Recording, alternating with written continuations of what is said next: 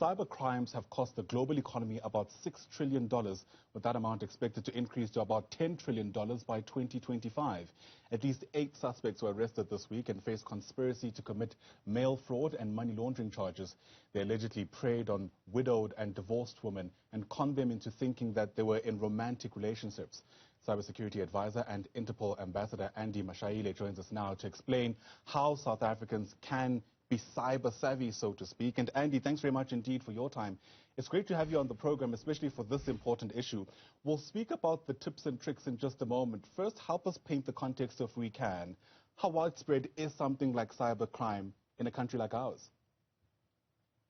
It is very, very, very, very critical that we share the frustration and the dangers that comes with cybersecurity in our country. We have just observed on Tuesday 8 foreign nationals being arrested, and they appeared in court yesterday for the various charges, money laundering, financial fraud in New Jersey and Texas. And we have also learned that the matter has been postponed to Tuesday. Let me quickly run you back to 2016, 2017. Out of the 100% of the victims of crime in South Africa, 53% were women, and they lost 739 million out of the breaches, the data theft, and the general hacking of their financial account, the bank account, amongst others. It is important that we briefly go to the point that speaks about how cyber criminals operate. One of those things that they do, they would send you a leaflet, a digital leaflet that says you have won 5,000 from SPA. But when you look at the URL address, it doesn't say spa.co.za. It's something like spa@gmail.com. You and I know that SPA can never operate at gmail.com. Right. And so have many other people who have been victims of cybercrime as a result of clicking without having applied their mind. The major issue here is you have a system, that is the technical platforms, the softwares that are good when it comes to defense of your servers, and protection of your information and data. The weakness comes from the human being who sits in front of this phone or who sits in front of this iPad or the monitor that I'm sitting in front of, who would click on a link that particular person is not even certain where it comes from. Yeah, and can I come in there? Malware would be absolutely. Malware would be downloaded onto your system and send information back to the hackers and cripple us, like it happened with the Department of Justice. Sure. You remember some last year or a year or so ago, City of Joburg was held at ransom for the payment of 4 bitcoins. We also know that the City Power was also held at ransom, and quite a number of other critical institutions like SARS, like SAPS were breached some few years back. So it is important that the people of this country spend time on knowing and understanding when they get onto the cyber plane, what to do and what not to do. Absolutely. If I can slip in there, I mean, the numbers are staggering as you've painted the picture for us. But for many South Africans, this issue of romantic crimes might be a new one, right? This case this week around the foreign nationals who've now been arrested, we're told that they targeted mostly women who are widowed and those who are divorced, promising romance, but actually with the intention of scamming the people on the other side of the monitor. That kind of modus operandi, how widespread is it in our country? And are you finding that it's much more difficult to find the people behind those crimes? Because as a victim, you kind of consent in many ways, don't you? And realize when it's too late that you're being scammed. It is interesting for me to paint a scenario. When you say how widespread is it in South Africa, on my Twitter account, I have received pictures or photos or images of females who claim to be Dr. So-and-so from Australia, from the Maldives Island from USA, saying to me that they are coming down to South Africa. They would like to see me and spend some time with me. You think when you look at the image, you think it's a female, only to find that it's an operation like that conducted by Black X.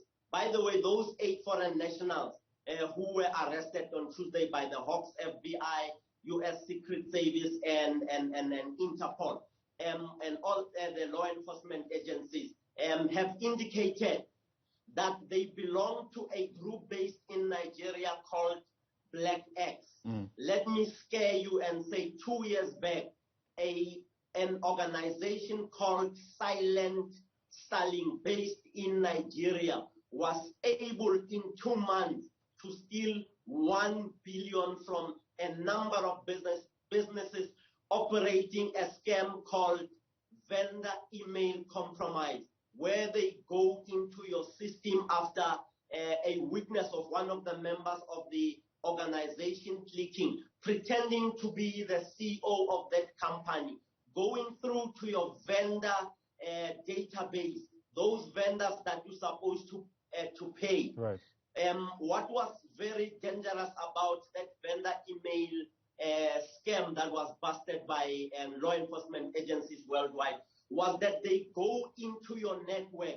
They don't only hit you, they hit your vendors, and they ensure that they change the telephone, the bank accounts, and the details where the money is supposed to go. One of the big gyms in South Africa lost about 400,000. This is 3 years ago to vendor email compromise.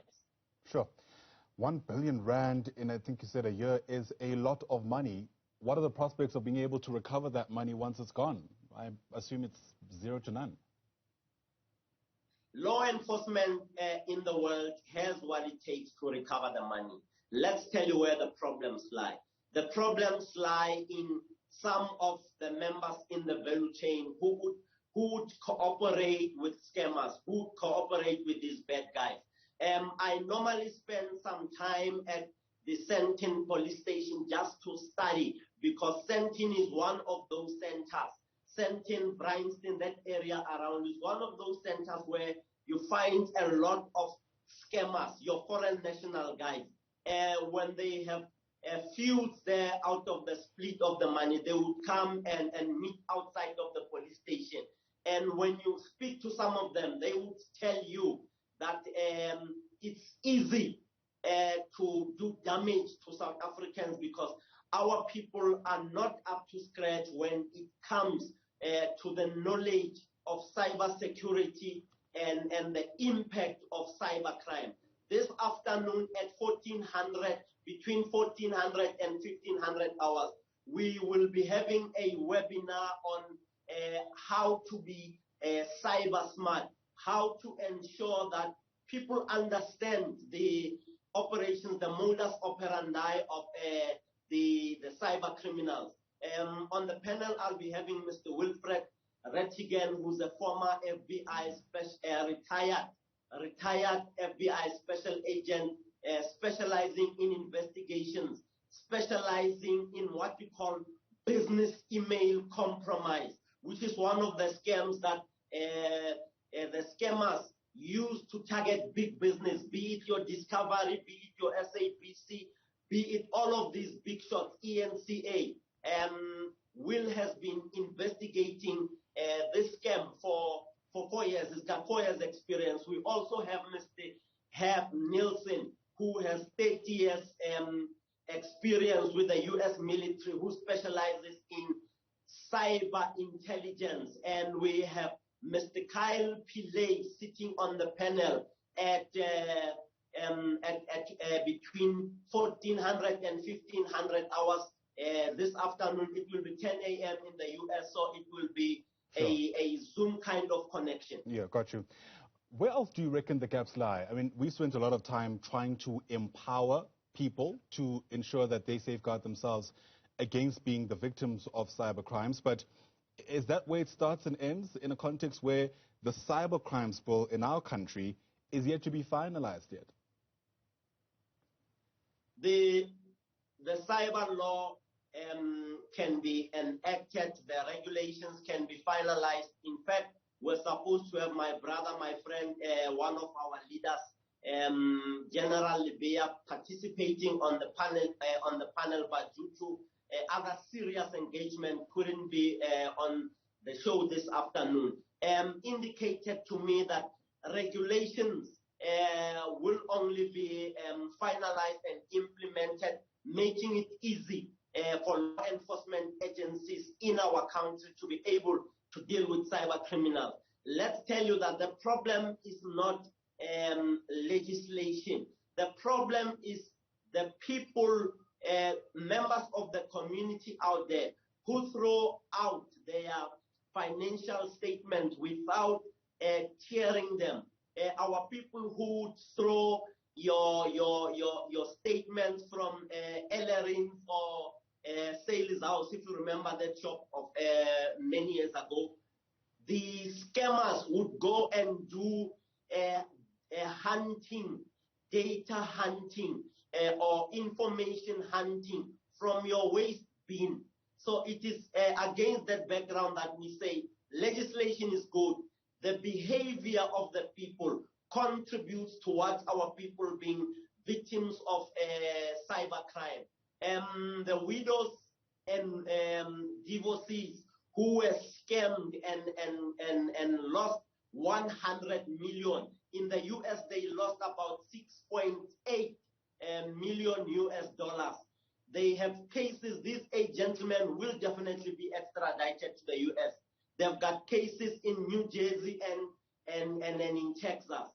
The main issue here is when our people begin to take cyber security very serious, this country can go one step from the crimes of the future, which is cybercrime.